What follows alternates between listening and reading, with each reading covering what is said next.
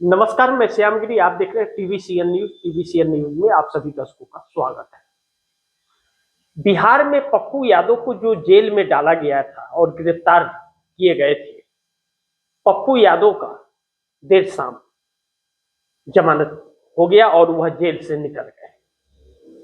अब पप्पू यादव जेल से निकलने के बाद जिस तरह से खुलासे कर रहे हैं और वह कह रहे हैं कि हमें खतरा था, हमें मारने की कोई कोशिश कर रहा है, वह शख्स कौन है और किसके कहने पर प्रशासन ने पप्पू यादव को गिरफ्तार किया? क्योंकि जो 30 साल पुराना मामला पप्पू यादव के ऊपर है, कोर्ट ने पेश होने के लिए कहा था, तो पप्पू यादव चूंकि सांसद है और दिल्ली से वह पटना उसी लिए गए हुए थे कोर्ट में हाजिर होने के लिए और कोर्ट के सवालों का जवाब देने। तो फिर ऐसी कौन सी आफत आ गई थी बिहार पुलिस को कि पप्पू यादव के लिए घात लगा के बैठी थी कि पटना जब आएंगे तो पहले उनको गिरफ्तार करके जेल में डालेंगे। पप्पू यादव को कौन जेल में डालना चाह रहा है और किसे दिक्कत है पप्पू यादव से, नुकसान किसे हो रही है? कहा जा रहा है कि सम्राट चौधरी और पप्पू यादव का 36 का आंकड़ा चलता है और सम्राट चौधरी अपनी ताकत दिखा रहे हैं पप्पू यादव को, इस तरह की चर्चाएं हैं। क्योंकि इस वक्त प्रशासन सम्राट चौधरी के अधीन है, गृह मंत्री हैं वो, उनके हाथ में पूरा बिहार का प्रशासन है और वह अपने इशारे पर चला रहे हैं। भारतीय जनता पार्टी का यह देखने को तानाशाहियां मिलती हैं कि गृह मंत्री अमित शाह कैसे पूरे देश में प्रशासन को चला रहे हैं और राज्य स्तर पर कैसे चल रही है। जहां जहां भारतीय जनता पार्टी की सत्ता है वहां वहां मनमानियां जोरों पर है, इस बात से इनकार नहीं कर सकते। जो अपराध हो रहा है उसे नहीं रोक पाते, लेकिन जो अपराधी नहीं है सवाल खड़ा कर रहा है उसे जेल में जरूर डालना है। तो जेल में डालिए ना, अपराधी है तो उसे साबित भी तो कीजिए। पप्पू यादव को 12 बजे रात के अंधेरे में क्यों गिरफ्तार करना पड़ा और क्यों पुलिस ने उनके अरेस्ट वारंट को नहीं दिखाई? यह कौन सी दादागिरी है? आप किसी को भी कैसे भी करके उठा लाएंगे? यह देश क्या किसी की जागीर है या भाजपा वालों की जागीर है क्या? यह देश जो जिसे चाहेगा उसे उठा लेगा? आप कानून के तहत ही करेंगे ना।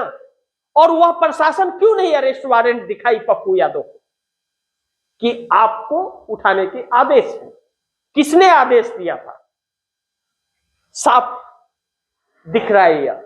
और जिस तरह से तस्वीरें निकल रही हैं, जिस तरह से पप्पू यादव ब्लेम कर रहे हैं, साफ प्रदर्शित हो रहा है और चर्चा लोग कर रहे हैं कि सम्राट चौधरी का अब मुंह पे काली कूद गई, वह तो बाहर आ गए।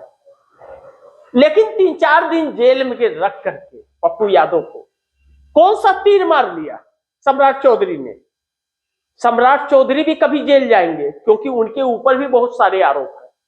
बच रही, जिस दिन सत्ता बदली उस दिन कांटा घूम जाएगा उनकी तरफ, उल्टा मीटर चलने लगेगा। फिर जो पप्पू यादव का हाल था वह उनका हाल है। देखना यह महत्वपूर्ण है कि पप्पू यादव ने विपक्ष के उन नेताओं का धन्यवाद दिया कि विपक्ष एकजुट से उनके साथ था, इंडिया गठबंधन उनके सपोर्ट में था। तेजस्वी यादव ने भी सपोर्ट किया, ऐसा नहीं है कि बिहार के विपक्ष ने भी सपोर्ट किया पप्पू यादव और एक साजिश करार दिया। लेकिन पप्पू यादव की गिरफ्तारी के पीछे कहा जाता है कि पप्पू यादव कांग्रेस के सपोर्ट में है, कांग्रेस के साथ खड़े हैं, कांग्रेस के लिए काम कर रहे हैं क्योंकि उन्होंने अपनी पार्टी का विलय कांग्रेस में कर दिया है।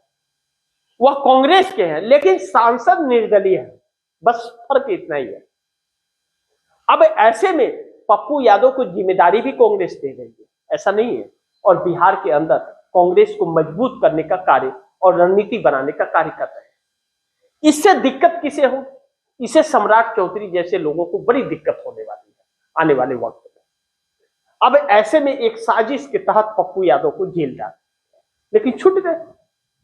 सच को आंच कहां आया? सच को आंच नहीं आता, डर झूठ को लगता है।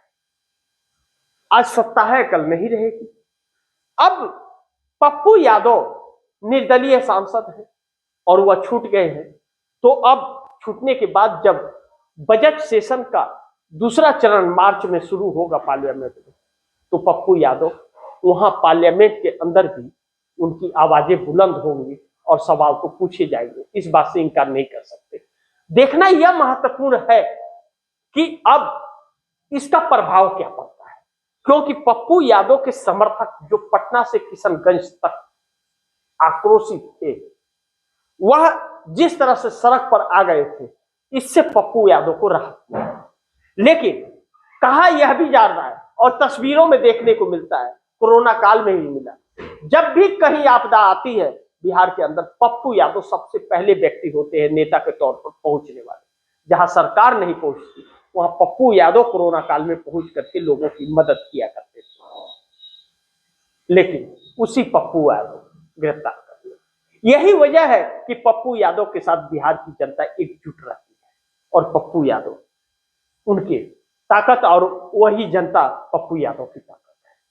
पप्पू यादव से उम्मीदें सीमांचल के लोगों को बहुत रहती है, पूर्णिया के लोगों को रहती है, बिहार के लोगों को रहती है, क्योंकि हर जगह निष्पक्ष तौर पर वह पहुंच जाते हैं और उस पीड़िता की आवाज मिला करके उसकी लड़ाई लड़ते हैं। यही खौफ भारतीय जनता पार्टी को सताता है। आगे देखते हैं क्या होता है, जो भी होगा खबरें आप दर्शकों को पहुंचाते रहूंगा। लेकिन पप्पू यादव की गिरफ्तारी सम्राट चौधरी का पर्दाफाश कर दिया, उनकी नीयत देश के सामने आ गई, बिहार के सामने आ गई।